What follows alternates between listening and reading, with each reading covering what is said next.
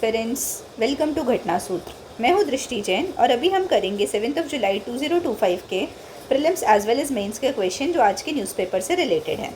ठीक है, तो मैं आपके लिए इंपॉर्टेंट पॉइंट्स अंडरलाइन करते जाती हूँ। The first question is Pandupol Hanuman temple recently mentioned in the news is located inside which tiger reserve. तो बोल रहे हैं कि जो पांडुपुल हनुमान मंदिर है वो कहाँ लोकेटेड है। ठीक है, तो the options are Melghat tiger reserve, second is Kamlang tiger reserve, third is Namdapha tiger reserve and fourth is Sariska tiger reserve. तो इसका पता है, इसको ना अब मैं आपको ऐसे करूँगी, अब आंसर नहीं दिखाया करूँगी, आप लोग पहले एक बार सोचा करो। ठीक है, तो पांडुपुल हनुमान मंदिर अभी तो दिख गया अपन को, it is Sariska national park. ठीक है, अपन एक बार इसका लोकेशन देख लेते हैं। तो यहाँ ये क्यों न्यूज़ में था? It was a news because tigress ST9 travel 25 kilometres to search for a partner and didn't find one. तो कहाँ ये 25 किलोमीटर बाहर निकली थी। ठीक है, ये देखो, ये लायन का डेन बना हुआ है, वहाँ से 25 किलोमीटर निकली थी और ये सरिस्का का एरिया है। सरिस्का कहाँ है? जयपुर से इतने पास में, देखो जयपुर के पास बना हुआ है इसका लोकेशन। ठीक है, उसके बाद अपन देखते हैं पांडुपुल हनुमान मंदिर के बारे में। तो Pandupol Hanuman temple is situated inside Sariska tiger reserve, जो अलवर डिस्ट्रिक्ट में आता है, जयपुर के काफ़ी पास है।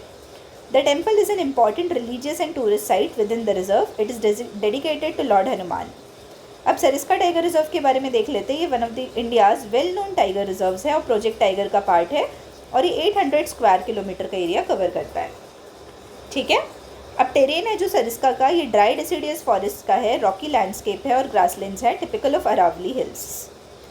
Sariska face challenges in the early 2000 when its tiger population went extinct due to poaching, but a successful tiger reintroduction program has brought back the big cats to reserve. तो क्या बोल रहे हैं, क्या हुआ था 2000 में ना, काफ़ी ज़्यादा पोचिंग के इश्यूज़ आ गए थे। किसके? पोचिंग के। तो उस टाइम टाइगर्स ऑलमोस्ट ख़त्म हो गए थे। उसके बाद रीइंट्रोडक्शन प्रोग्राम चला, उसके बाद टाइगर्स वापस आ गए, बिग कैट्स वापस आ गए। The next question is ministry of power recently opened CSIRT power facility. कौन सी फैसिलिटी? CSIRT power facility. In which city was this centre launched? तो किस सिटी में ये सेंटर लॉन्च हुआ था, ये पूछा है। ठीक है, तो the options are New Delhi, Hyderabad, Chennai और गांधीनगर। ठीक है, तो अब अपन को बताना है जो CSIRT था वहाँ वो कहाँ लॉन्च हुआ था। कोई गेस करेगा? आप लोग अपने अपने दिमाग में इसका आंसर सोच के रखिए, तब तक हम करेक्ट आंसर की तरफ मूव ऑन करते हैं। सो the correct answer is new Delhi. तो ये न्यू दिल्ली में ओपन हुआ है। यूनियन मिनिस्टर ऑफ पावर है, उन्होंने इनॉग्रेट किया है computer security incidents response team. तो कंप्यूटर सिक्योरिटी के लिए रिस्पॉन्स टीम है, वो पावर फैसिलिटी के जैसे काम करेगी, न्यू दिल्ली में है। और ये स्पेशलाइज्ड सेंटर है जो प्रोटेक्ट करेगी इंडिया के पावर सेक्टर को फ्रॉम साइबर थ्रेट्स। याद है ना, मुंबई में एक बार साइबर थ्रेट के कारण पूरा ब्लैकआउट हो गया था, तो वैसे, और डिजिटल अटैक्स को पावर फैसिलिटी में प्रिवेंट करेगी। CSIRT power monitors cyber activities, detects possible security breaches and responds quickly to any cyber incidents affecting power generation, transmission and distribution system. With increasing use of digital technologies in the energy sector, this facility is crucial for ensuring uninterrupted power supply. ठीक है, और national security के लिए भी ये important है। Consider these statements about Defense Acquisition Council. किसके बारे में? Defense Acquisition Council के बारे में ये statements को देखना है। तो डिफेंस एक्विजिशन काउंसिल कौन हेड करता है? Chief of defence staff. कौन हेड करता है? Chief of defence staff. ये फर्स्ट स्टेटमेंट है। सेकेंड है, it was set up after the Kargil war. बोल रहे कारगिल वॉर के बाद बना था defence acquisition council to the advise on the advise of a high level group that studied national security issues. तो एक कमेटी के रिकमेंडेशन पे बना था। Third statement, it is saying the defence acquisition council is the highest body for procurement matters in the ministry of home affairs. तो ministry का नाम दिया है कि मिनिस्ट्री ऑफ होम अफेयर्स के अंदर आता है और ये प्रोक्योरमेंट रिलेटेड हाईएस्ट बॉडी है। तो बोला how many of the above statements are correct. देखो, अब यदि ना आप लोगों को इसके बारे में थोड़ा भी नॉलेज हो ना, तो आप इसमें क्या सोच सकते हो कि यदि डिफेंस की बात हो रही है तो होम अफेयर्स में तो नहीं आएगा, किस में आएगा? मिनिस्ट्री ऑफ डिफेंस में। तो आपका ये वाला स्टेटमेंट तो गलत हो गया। अब अपन को ये फैक्चुअल इन्फॉर्मेशन चाहिए कि इसके head chief of defence staff हैं कि नहीं, या ये कारगिल वॉर के टाइम बनी थी कि नहीं। ठीक है, तो हम मूव करते हैं कोई आंसर की तरफ। हाउ मैनी बोला है, ठीक है, तो सिर्फ एक ही सही है। अब देखते हैं कौन सा सही है। तो स्टेटमेंट 1 इनकरेक्ट है, बोल रहा है डिफेंस एक्विजिशन काउंसिल है, it is chaired by union defence minister and not chief of defence staff. तो चीफ ऑफ डिफेंस स्टाफ नहीं हेड करते, कौन हेड करता है? Defence minister. ठीक है, इंपॉर्टेंट है ना, याद रखिएगा। The CDS is a member of the council. तो ये सिर्फ मेंबर होते हैं, हेड नहीं होते हैं। ऑब्वियसली देखो, आप लोग कभी भी देखना, यदि मिनिस्टर किसी चीज़ के मेंबर है ना, तो ही और she will be the chairperson. along with the chiefs of army, navy and air force. The composition ensures that the highest political and the military leadership are involved in crucial defense procurement decisions. अब statement 2 देखते तो defence acquisition council 2001 में बनी थी, ये सही statement है, streamline और एक्सपीडिएट करने के लिए डिफेंस प्रोक्योरमेंट प्रोसेस को. Its creation was a direct outcome of the recommendation made by the group of ministers. तो ग्रुप ऑफ मिनिस्टर्स के रिकमेंडेशन पे बनी थी. That was constituted to review the national security system in the aftermath of Kargil war. तो Kargil war के बाद जो security system बना था उस टाइम बनी थी. अब स्टेटमेंट 3 की बात करते हैं तो statement 3 is incorrect. The defence acquisition council operates under the ministry of defence, not the ministry of home affairs. जो भी अपन ने डिस्कस किया था कि मिनिस्ट्री ऑफ डिफेंस के अंदर है, मिनिस्ट्री ऑफ होम अफेयर्स के अंदर नहीं है. फिर ministry of home affairs is responsible for internal security and administration of central armed police forces. तो होम अफेयर्स क्या चीज़ के लिए रिस्पॉन्सिबल होती है? CAPF वगैरह के लिए या इंटरनल सिक्योरिटी के लिए रिस्पॉन्सिबल होती है. ठीक है. अब हम फोर्थ क्वेश्चन देखते हैं. The grand Ethiopian renaissance dam, ये काफ़ी ज़्यादा न्यूज़ में रहता है, पता है, ऑलमोस्ट हर मंथ ही आते रहता है न्यूज़ में. Recently in the news is built on which river. तो किस रिवर पे बना है बोल रहा है?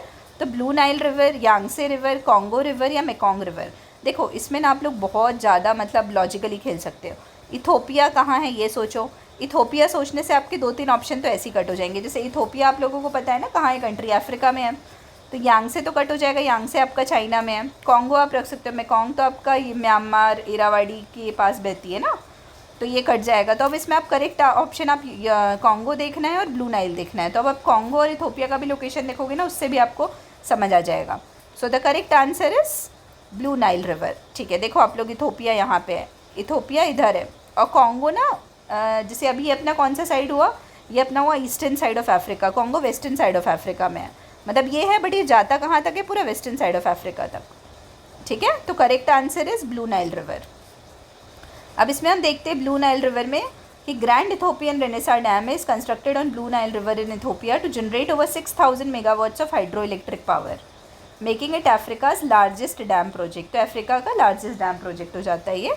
Well crucial for Ethiopia's development, it has sparked disputes with Egypt and Sudan. तो इजिप्ट और सूडान के साथ इसमें डिस्प्यूट स्टार्ट हो गया है. Who fear reduced Nile water flow. तो क्या हुआ है, जैसे जब इथोपिया में डैम बन रहा है तो डिस्प्यूट स्टार्ट हो गया किसके साथ? इजिप्ट और सूडान के साथ. तो आप लोग लोकेशन देखो, जैसे ये इथोपिया है तो नेबरिंग कंट्रीज़ हैं सूडान और उसी के ऊपर है इजिप्ट. तो वहाँ से मतलब ब्लू नाइल वहाँ भी फ्लो होती है ना, तो इसलिए उनको लग रहा है कि हमको पानी का इशू आएगा. Next question is the Apache AH-64E attack helicopter was developed by which country. तो किस कंट्री ने अपाचे अपन को पता है अपाचे USA का है. ठीक है. फिर भी मैं ऑप्शन देख लेती हूँ. USA, China, India and Russia. So the correct answer is United States. तो Apache AH-64E is an advanced attack helicopter developed by United States, manufactured by Boeing. किसने डेवलप किया? बोइंग ने. It features powerful engines, advance sensors and modern warfare systems हैं इसमें. Widely used by US Army and exported to several countries, it enhances battlefield capabilities through superior targeting, agility और survivability. ठीक है. तो I hope ये prelims वाला part clear होगा आप लोगों को. अब आते हैं अपन मेंस वाले टॉपिक में. तो मेंस के हम 2 क्वेश्चन करेंगे. So the first question is discuss why teaching young children in their mother tongue matters as highlighted in NEP 2020. तो NEP ना अभी वापस से न्यूज़ में है, तो बोल रहा है कि छोटे बच्चों को उनकी मदर टंग में पढ़ाना क्यों इंपॉर्टेंट हो जाता है. डिस्कस करना है अपन को विद रेफरेंस टू NEP में जैसे प्रोविजंस दिए हुए हैं उसके हिसाब से. तो ये क्वेश्चन तो आई होप सो क्लियर होगा. डिस्कस करना है, ये ध्यान रखिएगा. द नेशनल एजुकेशन, इसमें हम सबसे पहले इंट्रो किसके बारे में लिखेंगे? नेशनल एजुकेशन पॉलिसी के बारे में, जो एम्फेसाइज करता है importance of imparting early childhood education. ठीक है. आप इसमें ये भी लिख सकते हो 5+3+3+4. ठीक है. ये सिस्टम था ना, तो आप इससे भी स्टार्ट कर सकते हो. फिर उसमें क्या है, ये क्लासेस का सिस्टम है ना, कि पहले क्लास 2 तक, फिर 3, 4, 5, फिर 6, 7, 8, फिर 9, 10, 11, 12. This approach is grounded in pedagogical research and aims to improve learning outcomes, cultural connection और कॉग्निटिव डेवलपमेंट. ठीक है. मदर टंग इंस्ट्रक्शन जो होता है वो फाउंडेशनल ईयर्स में ये क्रूशियल माना गया है पॉलिसी विजन को अचीव करने के लिए of foundational literacy and numeracy. कब तक अचीव करना है? 2026-27 तक. अब कॉग्निटिव और एकेडमिक बेनिफिट्स देखते हैं. तो बेटर कॉम्प्रिहेंशन चाहिए हमको. तो young children grasp concepts faster and more deeply when taught in language they speak at home. जो घर में बात करते हैं उस लैंग्वेज में यदि हम पढ़ाएंगे तो वो जल्दी समझ जाते हैं. फिर कॉग्निटिव डेवलपमेंट की बात आती है तो research shows that mother tongue education enhances brain development, logical thinking and problem solving skills. ठीक है। फिर फाउंडेशन फॉर मल्टीलिंगुअलिज्म, तो मल्टीलिंगुअलिज्म के लिए मतलब क्या होता है, देखो आप बेसिक इंग्लिश सीखते हो, आगे आगे जाके तो इंग्लिश हिंदी सीखते हो, लेकिन एटलीस्ट आपकी जो लोकल लैंग्वेज है वो भी आप सीख जाते हो ना, तो मल्टीलिंगुअलिज्म होता है।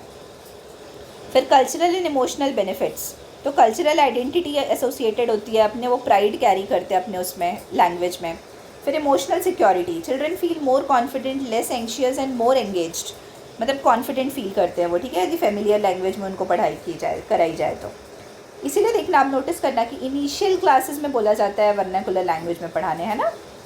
फिर सोशल एंड इक्विटी कंसिडरेशन, तो इंक्लूसिविटी, तो मदर टंग एजुकेशन क्या करती है, रिड्यूस करती है barriers for children from disadvantaged और marginalised communities, ensuring equal learning outcomes. ठीक है। फिर आते हैं हम रिड्यूस्ड ड्रॉप आउट रेट्स, तो children are less likely to drop out of school when they can understand and engage with the curriculum, promoting educational continuity. ठीक है, continuity enhance होती है। फिर अलाइनमेंट विद NEP 2020, तो अलाइनमेंट विद NEP 2020 गोल्स क्या है, the NEP 2020 mandates when ever possible the medium of instruction until at least grade 5, तो grade 5 तक क्या है, NEP 2020 बोलती है कि मीडियम ऑफ इंस्ट्रक्शन होना चाहिए वर्नाकुलर और प्रिफरेबली टिल ग्रेड 8, और ये यूनेस्को के रिकमेंडेशन के साथ अलाइन करता है। ठीक है। फिर वे फॉरवर्ड में देखते हैं कि टीचर्स ट्रेनिंग करवानी चाहिए हमको, डेवलपमेंट ऑफ रिसोर्सेज पे फोकस करना चाहिए, क्योंकि उसके हिसाब से हमको टेक्स्ट बुक्स भी चाहिए ना, क्वालिटी टेक्स्ट बुक और डिजिटल कंटेंट। फिर कम्युनिटी इन्वॉल्वमेंट पे फोकस करना है, जिसमें एंगेज करना है parents and local communities to strengthen the ecosystem of mother tongue education. फिर ग्रेजुअल ट्रांजिशन, तो plan smooth transition to additional languages to avoid abrupt language shift. अभी हमने बॉडी पार्ट डिस्कस किया, अब हम मूव ऑन करेंगे कंक्लूजन की तरफ। तो teaching children in their mother tongue as highlighted in NEP 2020 is fundamental to unlocking their cognitive potential. कल जो अभी हमने एक साथ एडवांटेजेस लिखे थे ना, उसी को सम अप करके लिख रहा है कि क्या क्या फ़ायदे हैं। An equitable education for all, implementing this policy effectively will be a pivotal in transforming India's education system and achieving the goal of foundational literacy and numeracy for every child. अभी हमने देखा था ना timeline 2026-27। ठीक है, आई hope ये clear होगा। अब हम आते, देखो ये ना, ये भी बहुत इंपॉर्टेंट क्वेश्चन है, most important I would say science and tech के लिए। Describe what is antimicrobial resistance and how it affects people's health. Important है, एंटीमाइक्रोबियल रेजिस्टेंस क्या है और ये लोगों की हेल्थ को कैसे इम्पैक्ट करता है, ये बताना है। तो सबसे पहले हम ये मतलब बेसिक क्वेश्चन, जनरल क्वेश्चन है, तो हम डिफाइन करेंगे सबसे पहले। ठीक है, तो antimicrobial resistance occurs when micro organisms such as bacteria, fungi and parasites evolve to resist the effects of medicines that once killed them or stopped their growth। जैसे फॉर एग्जाम्पल मैं आपको देती हूँ कि आपने इनिशियली एक चीज़ के लिए मेडिसिन खाई, तो उस टाइम में डिसीज़ वाइप आउट हो गई, लेकिन आप इसको रेगुलरली खाते जाओगे ना, तो एक टाइम आएगा कि ये जो बैक्टीरिया है ना, बैक्टीरिया या फंगस है ना, वो रेजिस्टेंट हो जाएगा। क्या हो जाएगा, रेजिस्टेंट। तो आपको कोई भी दवाई सूट करना बंद कर देगी। जैसे अपन वो पढ़ते हैं ना BT कॉटन वगैरह में, मतलब BT कॉटन नहीं बोलना चाहिए, एक तरीके से जैसे अपन पेस्टिसाइड्स वगैरह का पढ़ते हैं कि यदि आप कीड़ों को भगाने के लिए पेस्टिसाइड डालते हो, लेकिन आप रेगुलरली डालोगे ना, तो कीड़े भी इतने ज़्यादा रेजिस्टेंट हो जाते हैं, उनको कोई फ़र्क ही नहीं पड़ता। ठीक है, वैसे ही है। तो globally recognised as a serious health threat, AMR undermines modern medicine and is particularly concerning for countries like India where high infectious disease burden is there. तो अपने क्या बहुत ज़्यादा हाई इन्फेक्शियस डिसीज़ बर्डन है, और यदि ऐसा कुछ हो जाएगा तो हमको बहुत दिक्कत होगी। ओवर यूज ऑफ एंटीबायोटिक्स भी हमारे यहाँ ज़्यादा और पुअर रेगुलेशन है। अब एंटीमाइक्रोबियल रेजिस्टेंस है क्या, तो ये अभी हमने ऊपर देख लिया वैसे इसका डेफिनेशन। तो इसमें ना माइक्रोब्स म्यूटेट करते, ये पॉइंट इंपॉर्टेंट है। ठीक है, फिर कॉमन एग्जाम्पल्स क्या है इसका, ये काफ़ी इंपॉर्टेंट है, इसको अलग से हाईलाइट करो। ड्रग रेजिस्टेंट ट्यूबरकुलोसिस, MRSA और gram negative bacteria, multi drug gram negative bacteria, ये एग्जाम्पल्स है इसके। ठीक है, ड्राइवर्स है इसके misuse of antibiotics in humans and animals, poor infection control and lack of new drug development. हम लोग क्या करते हैं, ओवर यूज़ करते हैं, मिस यूज़ करते हैं, इन्फेक्शन कंट्रोल सही से नहीं करते हैं, और रेगुलेटरी मैकेनिज्म्स अच्छे नहीं हैं। तो अब इसका इम्पैक्ट क्या होता है AMR का हेल्थ में इंडिया में, कि राइजिंग ट्रीटमेंट फेलियर्स, जब अपन मेडिसिन देते हैं तो वो काम नहीं करती, तो ट्रीटमेंट फेलियर्स होते हैं, तो उससे सीवियर रिस्क ठीक नहीं हो पाते, हाई मोर्टालिटी रेट्स भी हो जाती है। फिर सेकेंड है हेल्थ केयर बर्डन, तो हेल्थ केयर बर्डन बढ़ जाता है। AMR इंक्रीजेस हॉस्पिटल स्टेज, क्योंकि जब तक आपको दवाइयाँ सूट नहीं करेंगी तो हॉस्पिटल स्टे बढ़ जाएगा ना आपका, कॉस्ट बढ़ जाएगा, स्ट्रेन्स इंडिया के ऑलरेडी ओवरबर्डन्ड हेल्थ सिस्टम है।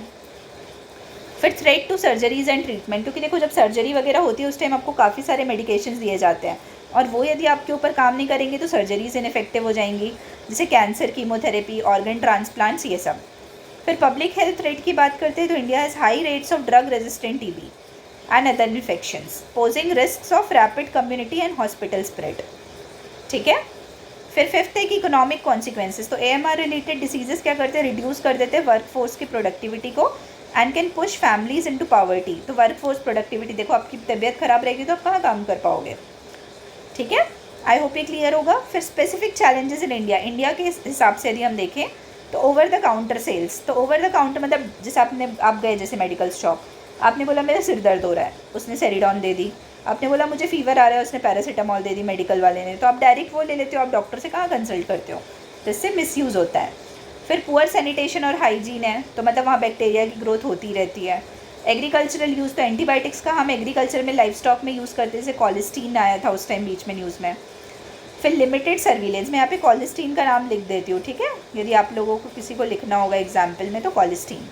फिर लिमिटेड सर्विलेंस की AMR ट्रैकिंग इनसफिशिएंट है अपने आप। अभी हमने लिख दिया लेकिन अब हमको इसका कुछ सॉल्यूशन भी तो देना पड़ेगा ना, तो वे फॉरवर्ड क्या है, तो स्टीवर्डशिप प्रोग्राम्स इंप्लीमेंट करना है, हॉस्पिटल और community based antibiotics stewardship programmes, public awareness develop करना है, एजुकेट करना है लोगों को। फिर स्ट्रॉन्गर रेगुलेशंस लाने हैं स्ट्रिक्ट एनफोर्समेंट के लिए, इन्वेस्टमेंट करना है रिसर्च में और इम्प्रूव्ड हाइजीन एंड सैनिटेशन। इसमें ना आप लोग कुछ प्रोग्राम्स लिख सकते हो, जैसे एक अवेयर है, अवेयर इनिशिएटिव, एक ग्लास है WHO का, तो ये सब आप मेंशन कर सकते हो। ठीक है, इसके बाद आते हैं हम कंक्लूजन में। तो AMR poses a severe threat to public health in India, risking the return of pre antibiotic era. Pre antibiotic era में रिटर्न के लिए मतलब इतना ज़्यादा थ्रेट हो रहा है कि ऐसा लग रहा है कि एंटीबायोटिक कुछ काम ही नहीं करेंगी, तो इसको कॉम्बैट करना। Combating AMR requires coordinated efforts, कैसे, across health care, agriculture, policy and public awareness. इसीलिए एक प्रोएक्टिव और सस्टेन्ड अप्रोच चाहिए, that is vital to safeguard India's health gains and ensure effective treatment. तो इसमें क्या हो जाएगा, आप SDG 2 लिख सकते हो। क्या है SDG 2 of health for all, तो यू कैन राइट हेल्थ वाला पॉइंट। तो आई होप ये क्लियर होगा आप सभी को, prelims as well as mains वाला पार्ट। अब मिलते हैं अपन कल 8 जुलाई के करंट अफेयर्स के साथ। ठीक है, आप सभी को बहुत बहुत धन्यवाद।